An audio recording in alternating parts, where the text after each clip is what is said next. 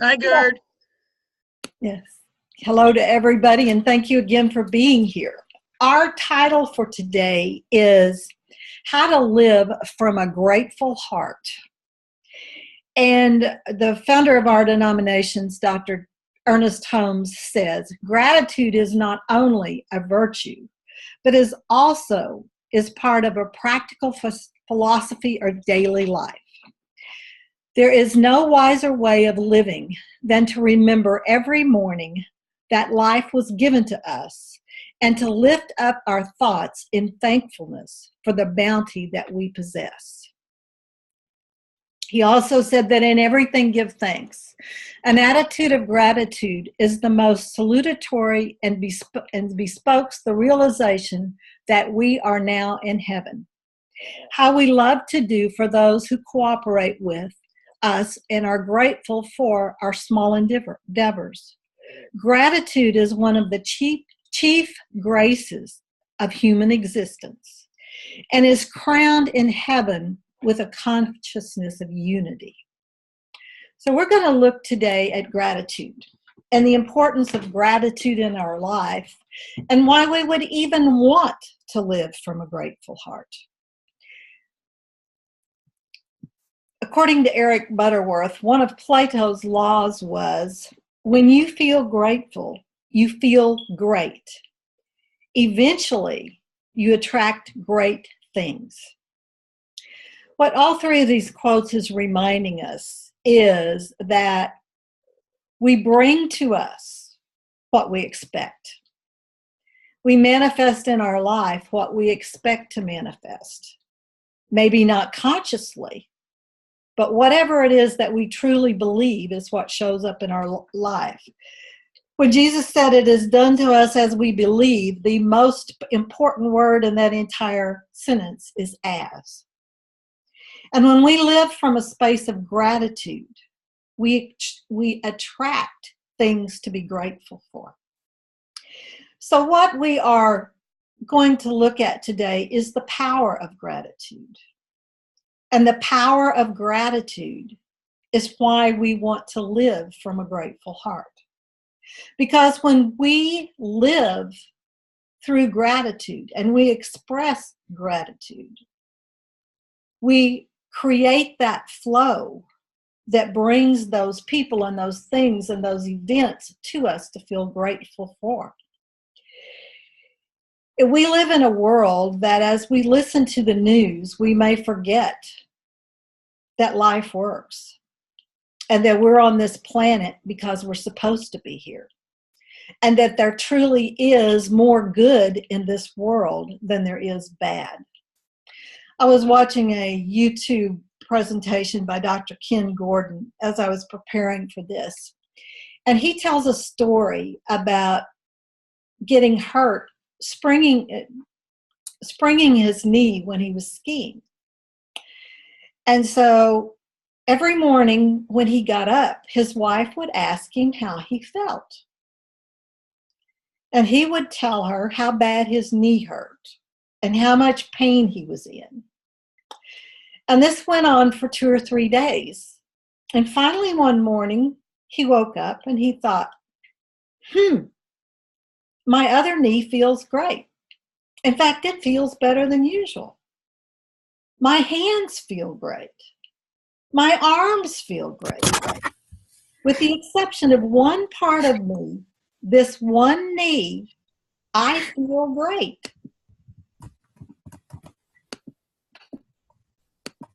So why am I saying I don't feel good when in actuality I do? Kendra, could you mute, please? Oh, sorry. So, when we think about life and we think about the life we live, what are we concentrating on? What are we focusing on? Because what we focus on is what shows up. Are we focusing on the 90% of the things in our lives that are going great? Are the 5 or 10% of our lives that aren't? What area are we willing to be grateful for? What are we willing to bring into our lives in even more ways? Again, when we feel grateful, when we feel gratitude, we eventually attract great experiences to us. When we live from gratitude, we attract things to be grateful for. And it draws to us the things that we appreciate most: love, energy, and money. And when we come from a space of gratitude, those are the things that show up in our life. When we come from a space of lack and fear, that's what shows up in our life. So what are we willing to attract to our lives, and what are we to do to experience more gratitude in our life? One idea is either a gratitude list or a gratitude journal. And many of us have heard of this idea before. But one of the things that I found a quote from the blog on the Huffman Press site. And Arianna Huffman wrote a book called Thrive.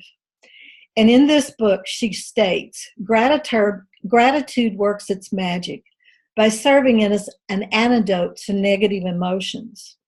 It's like the white blood cells of the soul, protecting us from cynicism, entitlement, anger, and resignation. So gratitude protects us from the negative experiences, the negative attitudes that show up in our life if we come from a space of lack and fear and judgment rather than gratitude and love. There are a lot of benefits by keeping a gratitude journal. And in case you're wondering what a gratitude journal is, it is where you sit down daily or at least 2 or 3 times a week and write about what you're grateful for. And there's different ways to do it and different scientific studies about how successful it is. But many times the idea is to write down 5 things you're grateful for. And you don't have to do it in great detail. And yet one of the ways to do a gratitude journal is to write down the 5 things that you're grateful for and pick at least one and explain why you're grateful. It's also a good point to focus on the people you're grateful for rather than the things you're grateful for. Because when you focus on the people that you're grateful for, you are opening that flow to more love, more wonderful people, and more wonderful experiences in your life. The benefits of a gratitude journal include that it can lower stress, that most suggest you do it in the evening so you feel calmer at night, and you gain a new perspective on what is important to you and what you would truly appreciate in your life. And by noting what you're grateful for, you gain clarity on what you want to have more of in your life and what you're ready to cut out of your life. It helps you focus on what really matters. And keeping an attitude of a gratitude journal helps you learn more about yourself and become more self-aware. And it's also a safety zone for your eyes only. So you can write anything you feel there without judgment. On days when you feel blue, you can go back through and read your gratitude journal and adjust your attitude. And remember that you have great people, great things, and great experiences in your life. Another thing this blog said is that scientific studies have shown that when you do a gratitude journal, the first thing you need to do is set the intention to be happier and to experience more things to be great and more experiences to be grateful for in your life. So when you set that intention to experience more gratitude, more joy, more love in your life, and then work with that, but with your gratitude journal, and finding those experiences that show you that more of this love, more of this joy, more wonderful relationships are showing up in your life, it works at an even greater level. Again, it's what we expect and what we are looking for that shows up in our lives. We always have things to be grateful for, but the question is, do we take the time to express that gratitude? Holmes also says that there must be a conscious belief on the part of those seeking to demonstrate a principle, that their faith and thought are but the avenue through which law expresses itself to them. So again, as we focus on gratitude, we open that flow, we open that divine channel that allows those things that we are grateful for, those things that we want to experience, to show up in our lives. And we focus on that rather than the negative, rather than listening to the news and becoming depressed by seeing what's happening in the world and our country in so many areas and thinking there's nothing good going on, when in reality we truly know that there are. William A. Ward wrote, "God gave you a gift of 86,400 seconds today." And his question is, have you used even one to say thank you? Have you taken the moment to express a thank you to someone who did something nice to you? To just say, thank you, God, for this beautiful day. To say, thank you, God, for the wonderful people and the wonderful experiences and the love in my life. Thank you, God. I woke up this morning. I'm breathing. I'm moving. I can dress myself. I have teeth to brush. What are we grateful for? And do we take this time to say thank you?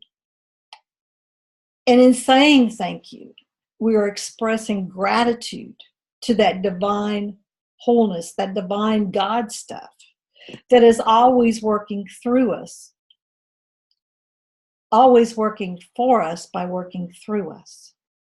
And gratitude is one of the ways that we open that channel, that we open that divine flow that allows us to experience the great gifts that God has for us in this moment and every moment.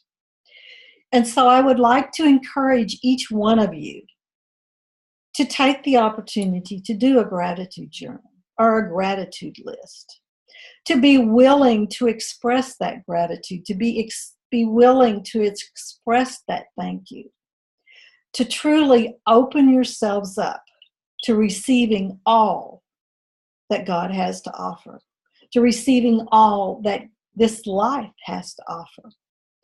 As